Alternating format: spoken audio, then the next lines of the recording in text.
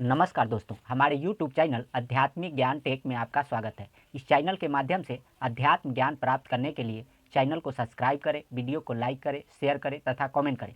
दोस्तों, श्रीमद् भागवत गीता के अंतर्गत हम लोग आध्यात्मिक ज्ञान अध्ययन कर रहे हैं। आज के वीडियो में गीता अध्याय 18 तथा परमात्मा के स्वरूप के बारे में वर्णन किया जाएगा। जानेंगे कि जो मूल परमात्मा है, अमर परमात्मा है, अमर लोक के जो परमात्मा हैं, उनका स्वरूप कैसा है, शास्त्रों के माध्यम से हम लोग जानेंगे। तो चलते हैं श्रीमद् भागवत गीता की तरफ और वीडियो को स्टार्ट करते हैं।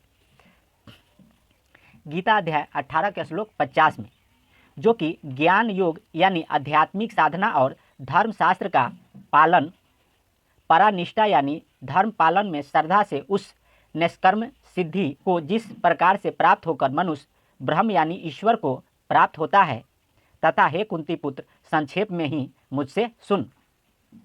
तो ज्ञान योग का मतलब होता है आध्यात्मिक साधना और धर्म शास्त्र का आचरण, और कर्म योग का मतलब होता है वेदों में विधान किए हुए सकाम कर्मों के अनुसार धार्मिक अनुष्ठान और यज्ञ करना, और यज्ञ के फल को प्राप्त करना, और सुकृत कर्म के फल को प्राप्त करके उत्तम लोकों को जाना और फिर पुनः वापस मृत्यु लोक में कर्म करने के लिए आना। ये कर्म योग के अंतर्गत आता है।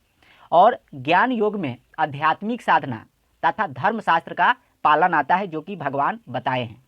वह जो धर्म शास्त्र है, निष्काम भाव से आध्यात्मिक साधना करने से और धर्म शास्त्रों का पालन करने से जो ज्ञान योग वाला भक्ति है वह काम करता है, और वह निष्कर्म्य सिद्धि को देने वाला है और मुक्ति प्रदान करने वाला है जीवात्मा को।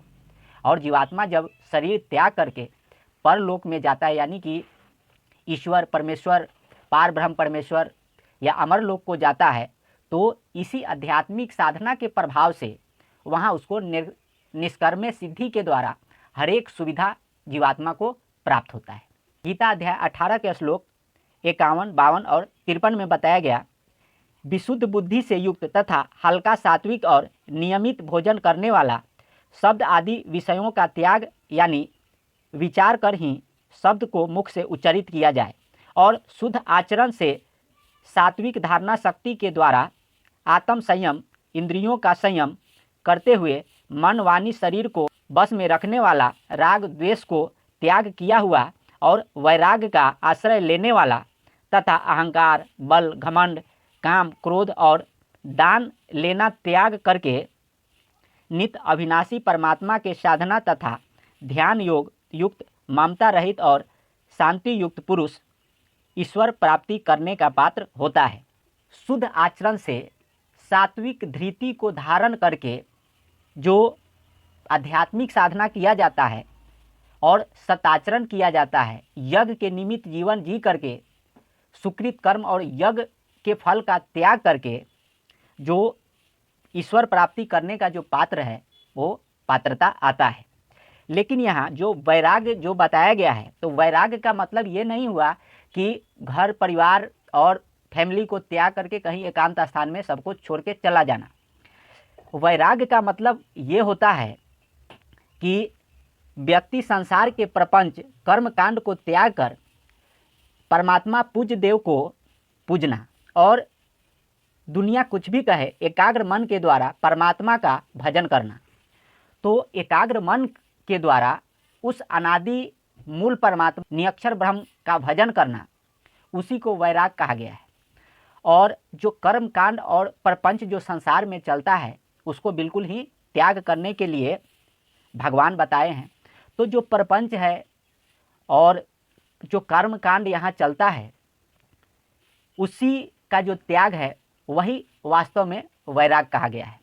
बाकी हम लोग घर परिवार और पूरे फैमिली के साथ रह के आदि पुरुष परमेश्वर मूल वाले की पूजा, आराधना, साधना, आध्यात्मिक साधना किया जा सकता है, कोई त्रुटि नहीं आता है। जो आध्यात्मिक साधना है और ईश्वर प्राप्ति करने का जो मार्ग है, वह कहीं भी किसी स्थान में भी किया जा सकता है। तो वैराग्य का मतलब यही हुआ कि जो प्रपंच है, आडंबरबाजी है, उसको त्याग करके, कर्म कांड को त्याग करके आध्यात्मिक साधना और एक परमात्मा में चित्त को स्थिर करना और उसी का भजन करना, यही वैराग कहा गया है। क्योंकि गीता में भगवान पहले ही बताए हैं कि भांति भांति के वचनों के द्वारा विचलित हुई आपकी बुद्धि जब एक परमात्मा में अचल और स्थिर जाकर के ठहर जाएगा, तब जाकर के तू आध्यात्मिक साधना के योग होगा और भक्त बनेगा और भक्ति योग से युक्त होगा और परमात्मा प्राप्त करने का पात्र आएगा। तो भिन्न भिन्न प्रकार के कर्मकांड, पूजा और ये सब को त्याग करके तब ईश्वर प्राप्ति करने का जो पात्र होता है, पात्रता आता है और वह जीवात्मा भक्त बनता है और परलोक में निष्कर्म सिद्धि को प्राप्त करता है और सुखी भी होता है। गीता अध्याय 18 के श्लोक 54 में ईश्वर को संसार में अनुभव करने वाला प्रसन्न मन से युक्त आध्यात्मिक साधक न शोक करता है, न आकांक्षा करता है। संपूर्ण जगत में समान भाव वाला धर्मशास्त्र का आचरण करने वाला आध्यात्मिक साधक ज्ञान माया को प्राप्त होता है। तो जो आध्यात्मिक साधक है और समान भाव वाला है, सात्विक धृति को धारण किए हुए है, तो वह जो व्यक्ति है वह ज्ञान माया को प्राप्त होता है, ज्ञान माया और कर्म माया। तो जो ब्रह्म भगवान के क्षेत्र में जो कर्म माया है वह वेदों के अधीन है, कर्मों के अधीन है। जो जैसा कर्म करता है अपने फल को भोगने के लिए उस लोक में, उस देव के लोक में जाता है और भोगों को भोग करके पुनः आता है कर्म करने के लिए।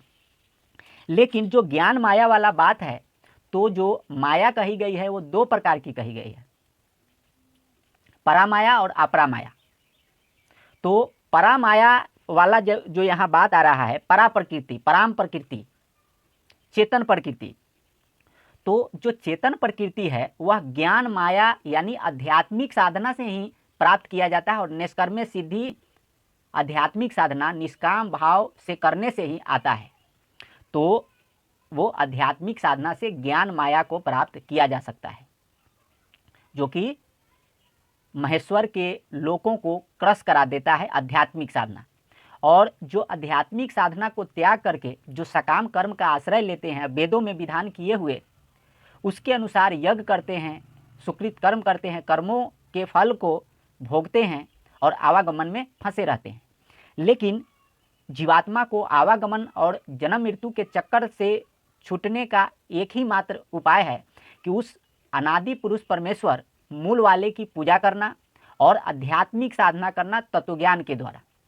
तो कोई भी भक्त ज्ञान माया को और निष्कर्म सिद्धि को प्राप्त कर सकता है। यही बात भगवान यहाँ बताए हैं। गीता अध्याय 18 के श्लोक 55 में मुझ ईश्वर का भक्ति करने वाला जो हूँ और जितना हूँ, तत्वज्ञान के द्वारा जानकर उस तत्वज्ञान के द्वारा ताल मुझको प्राप्त हो जाता है। तो जो ब्रह्म भगवान का लोक लोकांतर है, क्षेत्र है, वह 7 द्वीप 9 खंड में आता है। 7 द्वीप और 9 खंड में आता है ब्रह्म भगवान का क्षेत्र। और जो भक्त होता है, ब्रह्म भगवान की भक्ति करता है, वह इस बात को भली भांति जानता है और भक्ति करता है और ब्रह्म भगवान को प्राप्त कर लेता है। तो जो ब्रह्म भगवान का क्षेत्र है 7 द्वीप 9 खंड में है। और जो नेक्स्ट पर ब्रह्म है जिसको तत्व ब्रह्म कहा जाता है, उनका जो लोक लोकांतर है 16 द्वीप में उनका राज्य है और ये ब्रह्म भगवान का 7 द्वीप में राज्य है। और जो नियक्षर ब्रह्म जिनको पार ब्रह्म कहते हैं, अमर परमात्मा कहते हैं, कबीर देव के नाम से हम लोग जानते हैं, उनका जो लोक लोकांतर है 88,000 द्वीप में उनका क्षेत्र है, जो पूज्य परमात्मा कबीर देव के नाम से हम लोग शास्त्रों में जानते हैं। तो इस प्रकार से क्षेत्र बटा हुआ है और भक्त अपना भक्ति करते हैं। और ब्रह्म भगवान ये कहते हैं कि जो हूँ जितना हूँ, भक्त मुझको तत्व से जान करके, मेरा भक्ति करके, आध्यात्मिक साधना भी करके ज्ञान माया के द्वारा और मुझको प्राप्त कर लेता है।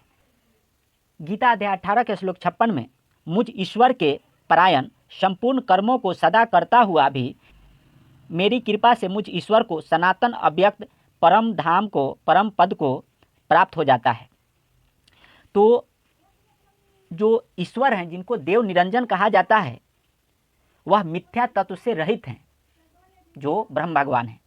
तो ब्रह्म भगवान के आश्रय को लेकर के यानी कि ईश्वर में विश्वास करके और सारे कर्मों को करते हुए, भक्ति करते हुए, कर्म को करते हुए, वो जो भक्त होता है, ब्रह्म भगवान का जो क्षेत्र है अव्यक्त शून्य में है, तो उस शून्य स्थान में, अव्यक्त क्षेत्र में जो परम पद यहाँ बता रहे हैं भगवान, उस परम पद को प्राप्त हो जाता है ब्रह्म भगवान के परायण हुआ भक्त। क्योंकि जो गीता में ज्ञान हम लोग पढ़ रहे हैं वह 3 देव के अंतर्गत आता है। एक विष्णु जी, दूसरा महेश्वर जिनको ईश ओम नाम वाले प्रभु कहते हैं, और जो तीसरा है वो देव निरंजन कहा जाता है। तो ब्रह्म पदवी में इसीलिए हम लोग बार बार ब्रह्म के डेजिनेशन को पढ़ते हैं और ब्रह्म पदवी को जानते हैं। तो इसीलिए हम लोग बार बार रिपीटेशन करके चलते हैं। इस हाथ का हम एग्जाम्पल लेते हैं तो ये कनिष्ठ उंगली है, और उदाहरण के माध्यम से हम लोग समझते हैं तो इसको विष्णु जी कहते हैं, जो महेश्वर और माता दुर्गा जी से पहला पुत्र उत्पन्न हुआ, जो विष्णु जी जिनको भगवान कहते हैं। तो भगवान विष्णु जी के 24 अवतार होते हैं, जो कि पुराणों में हम लोग पढ़ के भली भांति समझते हैं। तो ये विष्णु जी का है और विष्णु जी को भगवान कहा जाता है। और विष्णु जी से ऊपर ईश होते हैं, जिनको महेश्वर ओम नाम वाले प्रभु कहते हैं, और इनकी पत्नी दुर्गा जी हैं। तो दुर्गा जी और महेश्वर ईश पदवी के अधिकारी हैं, जिनका ओम नाम है। और ईश से ऊपर ईश्वर होते हैं देव निरंजन, जो कि परामाया, ज्ञान माया के बारे में यहाँ चर्चा गीता में चल रहा है। तो ईश्वर के द्वारा वो बात हो रहा है, जिनको देव निरंजन कहा जाता है। तो ये ब्रह्म 2 प्रकार के, सगुण और निर्गुण। तो निर्गुण ब्रह्म को देव निरंजन कहा जाता है। तो यही बात यहाँ भगवान बताए हैं कि ईश्वर के कृपा से ये संपूर्ण कर्मों को करता हुआ और आध्यात्मिक साधना से उस अव्यक्त परम धाम को प्राप्त कर लेता है, ब्रह्म भगवान की कृपा से, ईश्वर की कृपा से। और ये महेश्वर का जो कर्म है वो बांधता नहीं है और इससे ऊपर उठ जाता है ज्ञान माया के द्वारा आध्यात्मिक साधना करने से, और सुकृत कर्म के फल को दे करके यहाँ आ जाता है। तो देव निरंजन ईश्वर, और ईश्वर से ऊपर जो परमेश्वर होते हैं, जिनको अक्षर पुरुष कहा जाता है, ये 16 द्वीप के स्वामी इन्हीं को कहा जाता है। और ये जो ब्रह्म भगवान है ये 7 द्वीप के सृष्टि के मालिक हैं, और ये 9 खंड के जो ईश हैं ये 9 खंड के सृष्टि के मालिक हैं। और भगवान विष्णु जी को त्रिलोकीनाथ कहा जाता है। तो इस प्रकार से हम लोग डेजिनेशन समझते हैं और पढ़ते हैं शास्त्रों में। तो ये 16 द्वीप के स्वामी हैं, जिनको पर ब्रह्म, अक्षर ब्रह्म के नाम से हम लोग जानते हैं। और ये जो अंगुष्ठ प्रमाण वाला, जो कि वेदांत दर्शन में ये जो अंगुष्ठ प्रमाण वाला जो ब्रह्म है, परमात्मा है, नियक्षर ब्रह्म है, यह 88,000 द्वीप के स्वामी मूल परमात्मा, यही पूजा के योग्य है, बताया गया है शास्त्रों में। तो इस मूल परमात्मा को पूज करके, और ये मूल परमात्मा सारे कर्म बंधन को नाश करने में समर्थ है, कर्म के बंधन को काट देता है, कर्म के बंधन से जीव को मुक्त कर देता है, छुड़ा लेता है। इसीलिए इस परमात्मा को बंदी छोड़ नियक्षर ब्रह्म कबीर देव के नाम से हम लोग जानते हैं। और यही परमात्मा सतपुरुष के नाम से जाना जाता है। सतपुरुष, पूज पुरुष, नियक्षर पुरुष, और अभिगत परमात्मा यही है, अंगुष्ठ प्रमाण वाला। तो ये मूल परमात्मा, ये पूजा के योग है, और ये ब्रह्म डेजिनेशन है। तो ये पार ब्रह्म, नियक्षर ब्रह्म, पूज परमात्मा कबीर देव, मूल परमात्मा जो 88,000 द्वीप के स्वामी, अंगुष्ठ प्रमाण वाला। उसके नीचे ये पर ब्रह्म, अक्षर ब्रह्म, तत्व ब्रह्म के नाम से हम लोग जानते हैं, जो 16 द्वीप के स्वामी। और ये जो देव निरंजन हैं, जिनको ईश्वर 7 द्वीप के सृष्टि के मालिक हैं। और ये महेश्वर और माता दुर्गा जी, ये 9 खंड के सृष्टि के मालिक महेश्वर और महेश्वरी हैं। और ये भगवान विष्णु जी त्रिलोकीनाथ, विष्णु जी त्रिलोकीनाथ जी को भगवान कहते हैं, जो 2 भुजा के क्षीरदकाशयी विष्णु जी हैं। तो इस प्रकार से ब्रह्म का डेजिनेशन है। तो ये सब पढ़ के हम लोग शास्त्रों में समझते हैं। गीता अध्याय 18 के श्लोक 57 में, सब कर्मों को मनोवृत्ति के द्वारा मुझ महेश्वर को अर्पण करके तथा बुद्धि योग का आश्रय करके मेरे परायण अज्ञानता को त्याग कर सतभाव से मुझ में चित्त वाला हो। तो अज्ञानता को त्याग करके सतभाव से ईश्वर के परायण होना चाहिए, और जो कर्म कांड है और जो अविद्या कर्म है उसको त्यागना चाहिए। यहाँ भगवान बता रहे हैं कि मुझ ब्रह्म में चित्त वाला हो। गीता अध्याय 18 के श्लोक 58 में, मुझ महेश्वर में चित्त वाला होकर तू मेरी कृपा से समस्त दुर्गुणों से यानी बुराई से पार कर जाएगा, और यदि अहंकार के कारण मेरे वचनों को न सुनेगा तो नष्ट हो जाएगा। जीवात्मा अहंकार से अहंकारित होकर के ईश्वर परायण अगर जो नहीं होता है तो उसके जीवन में क्या बनेगा और उसके जन्म कर्म का जो फल होगा वो जीव भोगेगा और परमार्थी नहीं हो पाएगा। जब तक हम लोग ईश्वर के आश्रय को नहीं ग्रहण करते हैं तो परमार्थी नहीं हो सकते, तो वो परमार्थी नहीं हो सकता। ईश्वर के आश्रय को ग्रहण करना चाहिए सभी जीव को। इस संसार में ईश्वर के आश्रय से जीवन जीने से जो जीवन होता है आसान हो जाता है और सुख भी मिलता है। तो ईश्वर के परायण आध्यात्मिक साधना करके सुकृत कर्म और यज्ञ को करके जीवन जीना चाहिए और भक्ति करना चाहिए। गीता अध्याय 18 के श्लोक 60 में, हे कुंती पुत्र, जिस कर्म को तू मोह के कारण करना नहीं चाहता उसको भी अपने स्वाभाविक कर्मों से बंधा हुआ परावश होकर करेगा। तो जो कर्मों का भोग है और जो कर्म का अकाउंट है, जीवात्मा उसी के हिसाब से अपना सब क्रियाकलाप करता है। तो जीवात्मा का जो कर्मों का अकाउंट है, संचित कर्म, क्रियमान कर्म, प्रारब्ध कर्म, और उसका जो फलांश तैयार होता है, तो इसी के अनुसार परावश्य होकर के जीवात्मा इस संसार में विचरण करता है और आचरण भी करता है। तो अगर जो आध्यात्मिक साधना धर्मशास्त्र का फॉलो, सात्विक धृति को धारण करके जीवन नहीं जीता है, अपने कर्तव्य कर्म का पालन नहीं करता है, तो उसका जो स्वाभाविक या कर्मों का जो अकाउंट है, जो संचित कर्म में है, तो वो जो कर्म के प्रभाव से जीवात्मा को जबरदस्ती वैसे कर्म, खराब कर्म या बुरे कर्म में या उस कर्म में लगा देगा, जो कि भगवान यहाँ समझा रहे हैं। और ये भी बताया गीता अध्याय 18 के श्लोक 61 में, हे अर्जुन, शरीर रूप यंत्र में आरूढ़ हुए सारे जगत का ईश्वर अपनी माया से भ्रमण कराता हुआ सब प्राणियों के हृदय में स्थित है। तो जो सारे सृष्टि के मालिक जो ईश्वर हैं, वह सारे सृष्टि को नचाते हुए, कर्मों के हिसाब से भ्रमण कराते हुए, नचाते हुए सबके हृदय में विशेष रूप से स्थित है। तो ये बात भगवान यहाँ बताए हैं। तो ईश्वर के आश्रय को ग्रहण करके आध्यात्मिक साधना सात्विक धृति के हिसाब से जीवन जीना चाहिए और धर्मशास्त्र का पालन करना चाहिए।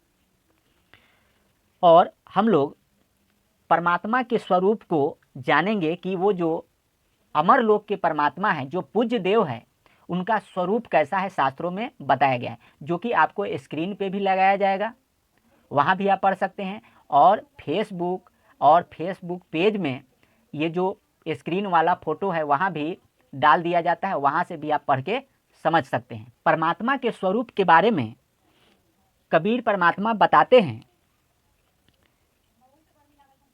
परम पुरुष को रूप बखानो, सो तुम रूप हृदय में आनो, पुरुष अंग छवि वर्ण सुनाई, गुप्त भेद में तो ही लखाई। तो जो परमात्मा का जो स्वरूप यहाँ बता रहे हैं कबीर साहब, वह गुप्त भेद लखा रहे हैं। पुरुष शोभा अगम अपारा, ताको अब वर्णे पारा। तो जो पुरुष का शोभा है वह वर्णन करने में पार नहीं पाया जा सकता है, लेकिन संक्षेप में उसको वर्णन करके परमात्मा बता रहे हैं। कोट अनंत योजन लौकाया, कहाँ लग कहूँ तासु की छाया।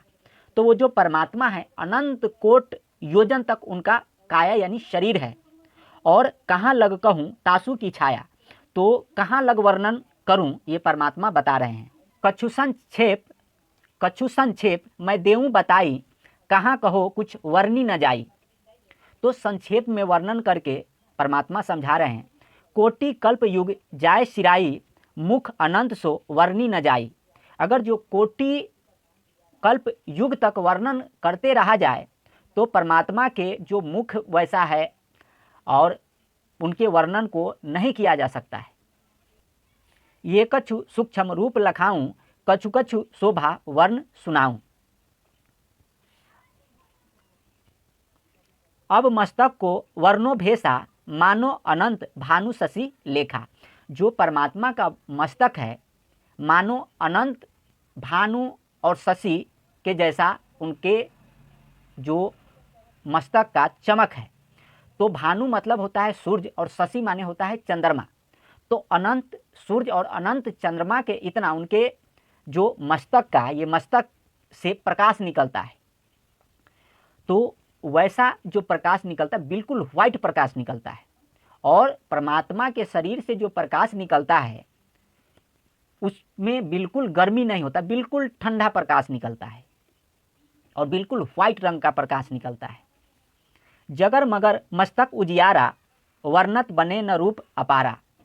तो जगर मगर मस्तक उजियाला करता है और वर्णत बने यानी कि वर्णन नहीं किया जा सकता उसका। अब नेत्रन को कहो परमाना, नेत्रन माने आँख के बारे में बता रहे हैं। मानो अनंत भान शशि जाना। तो अनंत भान यानी सूर्य और शशि माने चंद्रमा ऐसा जानना बताए हैं। जिमी कोटिन दामिनी लपेटानी ज्योत अनंत की जिमी खानी। तो कोटि दामिनी मतलब कि विद्युत के जैसा, बिजली के जैसा, कोटि बिजली के जैसा उनके आँख से रोशनी निकलता है। जिमी कोटिन दामिनी लपेटानी ज्योत अनंतन की जिमी खानी। वर्णत बने न ताको रंगा कहाँ लग कहो तास प्रसंगा। मतलब कि वर्णन नहीं किया जा सकता और फिर भी संक्षेप में परमात्मा वर्णन करके समझा रहे हैं। नशा रूप कहो प्रचंडा, नशा मतलब नाक के बारे में कह रहे हैं। मानो अज्र अनंत ब्रह्मंडा। तो परमात्मा का नाक, ललाट ये सब के बारे में वर्णन किया जा रहा है यहाँ शास्त्र में। तो नशा रूप कहो प्रचंडा मानो अज्र अनंत अनंत ब्रह्मंडा। तो अनंत ब्रह्मांड के जैसा उनके नशा के मतलब कि नाक के द्वारा ब्रह्मांड चक्कर लगाता है। पोहोपवास तहाते प्रगटाई घ्राण अनंत योजन लग जाई। श्रवण रूप में कहो बखानी अनंत सिंह मानो शमानी। तामह कमल अनंत फूला शाखा पत्र डार नहीं मूला। ताको शोभा वर्णी न जाई कमल रूप तहाँ अधिक सुहाई। तो परमात्मा का इस प्रकार से कान, आँख और सब चीज के बारे में वर्णन किया गया है। अब मुख शोभा कहो बखानी पिंड, अब मुख शोभा कहो बखानी पिंड ब्रह्मांड ते ही माही समानी। तो पिंड और ब्रह्मांड उनके मुख में समाया हुआ ऐसा जान पड़ता है। नौ सुन जहाँ लग वासा सोमुख भीतर किन निवासा। लोक अनंत देखिए ताही सर्वाकार रूप है जाही। तो अनंत लोक और सर्वाकार सब जगह विस्तार उस परमात्मा का ही है ऐसा जानना चाहिए, बता रहे हैं। पुरुष रूप का वर्णो भाई वर्णत बने न होए दिठाई। पुरुष शोभा अगम अपारा मुख अनंत नहीं पावे पारा। चिकुर शोभा कहो बुझाई कोटिन रवि शशि रोम लजाई। जो परमात्मा का मुख है और चिकुर मतलब वाल का शोभा है, जो बाल है सर का बाल, वह कोटिन रवि शशि रोम लजाई। तो उनके सर के बाल से, एक बाल से कोटि सूर्य और कोटि चंद्रमा के इतना प्रकाश निकलता है। वो जो अमर परमात्मा, अमर लोक के परमात्मा, उनके बारे में वर्णन किया जा रहा है। कोटिन चंद सूर्य प्रकाशा एक एक रोम अनंतन भाषा। कोटिन चंद सूर्य प्रकाशा एक एक रोम अनंतन भाषा। तो परमात्मा के एक रोम से करोड़ों सूर्य, करोड़ों चंद्रमा के इतना प्रकाश निकलता है। और जो हम लोग गीता में, गीता अध्याय 11 में जो ब्रह्म भगवान का 3 योग युक्त होने के बाद जो वैराट स्वरूप दिखाया गया, तो विष्णु जी, महेश्वर और देव निरंजन ब्रह्म भगवान योग युक्त हो करके और विराट स्वरूप दिखाए। और टोटल विराट स्वरूप का जो प्रकाश था 1000 सूर्य के इतना प्रकाश था। लेकिन जो विराट स्वरूप में प्रकाश था उसमें गर्मी था,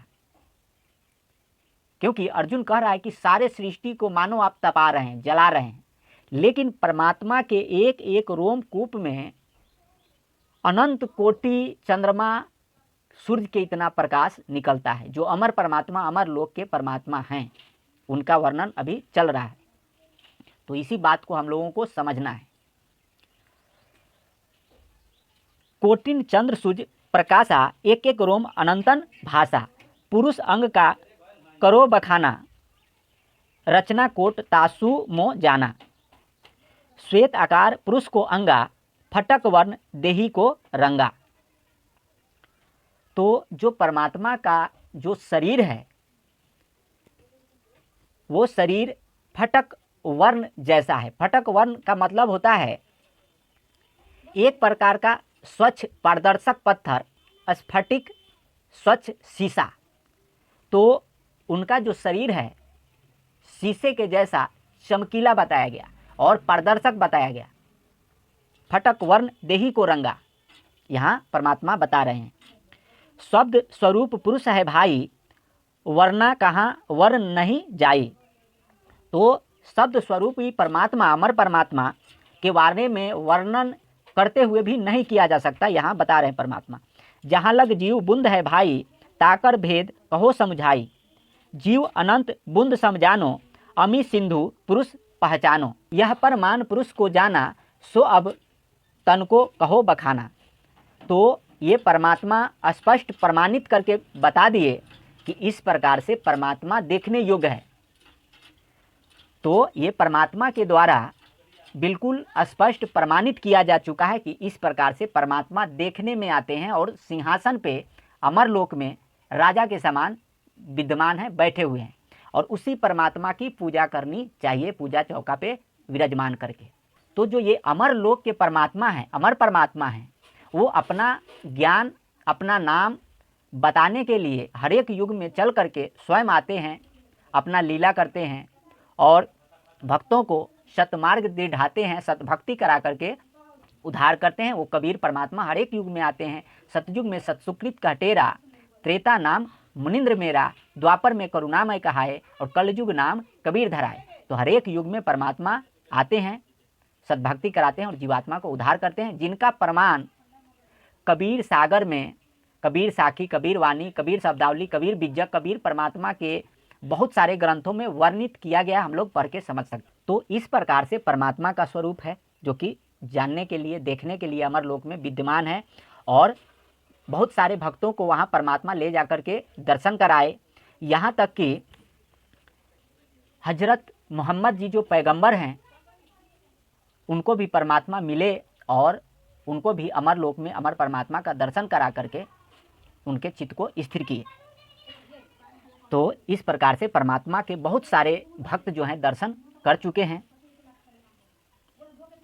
उसी परमात्मा के शरण में जाने के लिए यहाँ भगवान बताएं। गीता अध्याय 18 के श्लोक 62 में, हे भारत तू सब प्रकार से उस मूल परमात्मा निरक्षर ब्रह्म के शरण में जा, उस परमात्मा की कृपा से ही तू परम शांति को तथा शाश्वत यानी नित्य, अस्थाई, अविनाशी परम धाम को प्राप्त होगा। तो उस परमात्मा के कृपा से, जो अमर लोक के परमात्मा निरक्षर ब्रह्म हैं, उस परमात्मा के कृपा से अस्थाई, नित्य, अविनाशी परम धाम को प्राप्त होगा। क्योंकि ये ब्रह्म भगवान का जो टोटल लोक लोकांतर है, शिव महापुराण पृष्ठ संख्या 119 में हम लोग भली भांति पढ़ के समझ चुके हैं, समझते हैं कि ब्रह्म भगवान का टोटल लोक लोकांतर प्रलय हो जाता है। जब ब्रह्म भगवान का टोटल लोक लोकांतर प्रलय हो जाता है तो उस समय तत्सत ब्रह्म श्रुति में शेष बचा रहता है। तत् ब्रह्म यानी पर ब्रह्म का लोक और सत ब्रह्म यानी वास्तविक पार ब्रह्म परमात्मा का लोक शेष बचा रहता है, और ये ब्रह्म भगवान का लोक प्रलय हो जाता है। इसीलिए ये ब्रह्म भगवान यहाँ बताते हैं कि उस परमात्मा की कृपा से, निरक्षर ब्रह्म की कृपा से तू शाश्वत यानी नित्य, अस्थाई, अविनाशी परम धाम को प्राप्त होगा। तो उस परमात्मा की कृपा से ही अमर लोक में, अमर धाम में, अस्थाई धाम में, नित्य धाम में प्रवेश किया जा सकता है, प्रवेश किया जा सकता है और अमर लोक को प्राप्त किया जा सकता है। इसीलिए भगवान यहाँ बताएं कि उस परमात्मा के शरण में सर्वभाव से जा। गीता अध्याय 18 के श्लोक 63 में, यह गोपनीय से अति गोपनीय यानी गुप्त से भी अति गुप्त ज्ञान मैंने तुझसे कह दिया। अब तू इस रहस्य युक्त ज्ञान को पूर्णतः भली भांति विचार कर, जैसा चाहता है वैसा कर। तो ये ब्रह्म भगवान गोपनीय से भी अति गोपनीय गुप्त ज्ञान भगवान बता दिए और विचार करके जैसा चाहें वैसा कर सकते हैं। परमात्मा के शरण में जाने से जरा मरण वृद्धावस्था आवागमन मिट सकता है, दूसरा कोई उपाय नहीं है, जो कि यहाँ ब्रह्म भगवान बताए हैं। क्योंकि ब्रह्म भगवान का जितना भी लोकांतर है वो सब पुनर्वृत्ति में है। तो ये सब बात भगवान गीता में पहले ही बता चुके हैं। गीता अध्याय 18 के श्लोक 64 में, संपूर्ण गोपनीय से भी अति गोपनीय मेरे परम रहस्य युक्त वचन तू फिर भी सुन। वह निरक्षर पार ब्रह्म मेरा निश्चय किया हुआ पूजनीय है। इससे यह वचन तुम्हारे भलाई के लिए तुझसे बोल दिया। भलाई के लिए, जीवात्मा के मुक्ति के लिए ये बात भगवान बता दिए कि वो निश्चय किया हुआ है, शास्त्रों में निश्चय किया हुआ है। ब्रह्म भगवान भी निश्चय किए हुए हैं कि वो जो निरक्षर ब्रह्म है, पार ब्रह्म है, वही पूजनीय है, वही पूजा के योग्य है। क्योंकि वेदांत दर्शन और ये सब शास्त्र मिल करके पूरे वर्णन करता है, मंथन करता है, और वो जो एक परमात्मा अनादि ब्रह्म है, निरक्षर ब्रह्म है, वही पूजा के योग्य है। गीता अध्याय 18 के श्लोक 65 में, मुझ ईश्वर में मन वाला होकर मेरी भक्ति से, मेरा भजन करने से और मुझको प्रणाम करने से तू मुझे यानी पर ब्रह्म को न प्राप्त होकर मुझ ब्रह्म को ही प्राप्त होगा। यह मैं तुझसे सत्य प्रतिज्ञा करता हूँ, क्योंकि तू मेरा प्रिय है। तो ब्रह्म भगवान कहते हैं कि मेरा भजन करेगा, मुझको प्रणाम करेगा तो मुझको प्राप्त होगा, पर ब्रह्म को प्राप्त न होकर के मुझको प्राप्त होगा। मैं तुझसे सत्य प्रतिज्ञा करता हूँ। ये बात सत्य बता रहे हैं कि मेरे भक्ति से मुझको प्राप्त होगा, और वो अनादि ब्रह्म, पार ब्रह्म के भक्ति से उस परमात्मा को, अविनाशी परम धाम को प्राप्त होगा। तो अर्जुन को बताए हैं कि फाइनल जैसा विचार कर, जैसा चाहता है वैसा कर। निर्बंध परमात्मा के शरण में जाने से ही कर्मों का नाश हो सकता है, और जीव कर्म बंधन के बंधन से छूट करके अमर लोक को प्राप्त कर सकते हैं। कबीर साहब कहते हैं कि बंधा को बंधे मिले, बंधा बंधे जाए, कर बंदगी निर्बंध की वो पल में ले छुड़ाए। तो जो निर्बंध परमात्मा है, बंधन से छुड़ाने वाला परमात्मा, वो निरक्षर ब्रह्म, पार ब्रह्म परमात्मा, पूजा के योग्य पूज्य देव कबीर देव है। उस परमात्मा को पूजने से कर्म बंधन, जरा मरण वृद्धावस्था और सब प्रकार के दुखों का नाश होता है, और जीव अमर लोक को प्राप्त करता है। गीता अध्याय 18 के श्लोक 66 में, मेरे यानी ईश्वर के द्वारा विधान किए गए पूजा के सारे विधि विधान को त्याग कर यानी छोड़कर तू केवल एक प्रधान अद्वितीय परमात्मा को तत्वज्ञान के द्वारा पूजा कर, और वह मूल परमात्मा निरक्षर परमात्मा मेरा भी पूज्य परमेश्वर है। उस मेरे सर्वशक्तिमान सर्वाधार परमेश्वर की ही शरण में जा। मैं धर्मराय तुझे संपूर्ण कर्मों के द्वारा कर्म फल के पाप पुण्य से खाता बही को काट दूंगा, मुक्त कर दूंगा, तू शोक मत कर। ये ब्रह्म भगवान जो धर्मराय हैं, उनके बारे में भी कबीर साहब कहते हैं, ज्योत स्वरूपी अलख निरंजन भी धरता ध्यान हमारा। यानी कि वो भी जो ब्रह्म भगवान धर्मराय हैं, वह कबीर परमात्मा का ध्यान करते रहते हैं, जो कि यहाँ बताए कि वो मेरा भी पूजनीय है। और उस परमात्मा के शरण में जाकर के तत्वज्ञान के द्वारा आध्यात्मिक साधना करने से, भक्ति करने से मैं तुझे सब कर्मों के बंधन को क्रश लगा दूंगा, काट दूंगा। क्योंकि जीवात्मा का जो है ब्रह्म भगवान के क्षेत्र में कर्मों का लेखा जोखा चलता है। पुण्य के फलस्वरूप स्वर्ग या ऊर्ध्व लोक में भोगों को भोगते हैं, फिर पाप को नरक में भोगते हैं, तथा पुण्य पाप के प्रभाव से तीन ताप तथा दुख सुख होते रहता है। कर्मों के लेख से काल चक्र में जन्म मरण चलते रहता है। इसलिए मुक्त होने के लिए ब्रह्म भगवान उस निरक्षर मूल परमात्मा के शरण में जाने के लिए अर्जुन के माध्यम से समस्त जीव को संदेश दिए हैं। तो समस्त जीव को उस मूल परमात्मा के शरण में जाने के लिए भगवान बताएं कि उस परमात्मा की कृपा से परम शांति शाश्वत स्थान को प्राप्त होगा, और वो पूज्य परमात्मा है, निरक्षर ब्रह्म है, वो मेरा भी पूजनीय है। जो कि कबीर साहब स्पष्ट प्रमाणित करते हैं कि ज्योत स्वरूपी अलख निरंजन ब्रह्म भी धरता ध्यान हमारा, मेरा ध्यान करता है, और मेरे ध्यान से सिद्धि प्राप्त करके ये अपने 7 द्वीप 9 खंड के राज को चलाता है।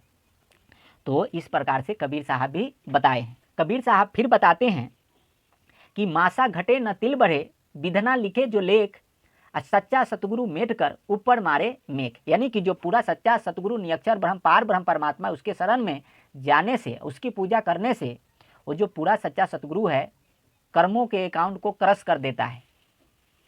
तो जो जीवात्मा का कर्म है, संचित कर्म, क्रियामान कर्म, प्रारब्ध कर्म, और उसी कर्म फल के हिसाब से जीवात्मा को दुख सुख यहाँ होते रहता है, ऊंच नीच पद को प्राप्त करते रहता है। कबीर साहब हजरत मोहम्मद जी को मिले और उनको बताए कि भाई आप जिस झमेला में पड़े हो, ये काल ब्रह्म भगवान आपको 3 बार आप ऊपर गए ब्रह्म भगवान के लोक में, और 3 बार आपको फिर संसार में इन्होंने आपको घुमा फिरा करके पटक दिया। और बताए, कबीर साहब बताते हैं, सुनिए सकुन मोहम्मद पीरा, हम खुद अहदी यानी योद्धा आदि कबीरा, मेटो अक्षर को विस्तारा, मेटो निरंजन सकल पसारा। तो कबीर परमात्मा हजरत मोहम्मद जी से बताए कि मैं वह योद्धा हूँ, वो समर्थ परमात्मा हूँ जो कि अक्षर ब्रह्म के लेख को और ये ब्रह्म भगवान के कर्म बंधन और कर्म जाल को मैं क्रश करने वाला हूँ, उसको नाश करने वाला हूँ, उसके विस्तार को और ये कर्म फंद के फंदा को मैं काटने वाला हूँ। गीता अध्याय 18 के श्लोक 67 में भगवान कहते हैं, तुझे यह गुप्त रहस्य को किसी भी काल में न तो तप रहित मनुष्य कहना चाहिए, न भक्ति रहित मनुष्य कहना चाहिए, और न बिना सुनने वाले की श्रद्धा रहित व्यक्ति से जो धर्मशास्त्र का तथा ईश्वर विरोधी नास्तिक से तो कभी भी नहीं कहना चाहिए। तो ये जो गुप्त ज्ञान है, जो गीता अध्याय 18 में भगवान बताए अर्जुन को कि उस परमात्मा के शरण में जाकर के उसकी भक्ति करने से उस परमात्मा की कृपा से परम शांति होगा, तो ये नास्तिक व्यक्ति से और जो भक्ति नहीं करता है उससे व्यक्ति से ये गुप्त बात और ये गुप्त ज्ञान कभी भी नहीं कहना चाहिए, भगवान बताए हैं। तो डिसिप्लिन में रह करके भक्ति करके और उस परमात्मा के शरणागति हो करके, निरक्षर ब्रह्म की भक्ति करके और तत्व ज्ञान का आश्रय करके भक्ति करके, नाम जप करके, यज्ञ करके और यज्ञ कर्म के फल को दे करके निष्काम भाव से आध्यात्मिक साधना करके जीव जरा मरण वृद्धावस्था और सब प्रकार के दुखों से छूट करके अमर लोक को जा सकता है। ये संभव है इस मनुष्य शरीर में। तो ऐसा बात शास्त्रों में बताया गया, हम लोग पढ़ के समझ सकते हैं। और कबीर परमात्मा का जो ज्ञान है वो कबीर सागर नामक ग्रंथ में सब कुछ बताया जा चुका है, तो इसको भी पढ़ के हम लोग समझ सकते हैं। तो इस प्रकार से आध्यात्मिक ज्ञान प्राप्त करने के लिए, आध्यात्मिक वीडियो देखने के लिए, सुनने के लिए हमारे YouTube चैनल को सब्सक्राइब करें, वीडियो को लाइक करें, शेयर करें, कमेंट करें। फिर मिलते हैं अगले वीडियो में, तब तक के लिए नमस्कार।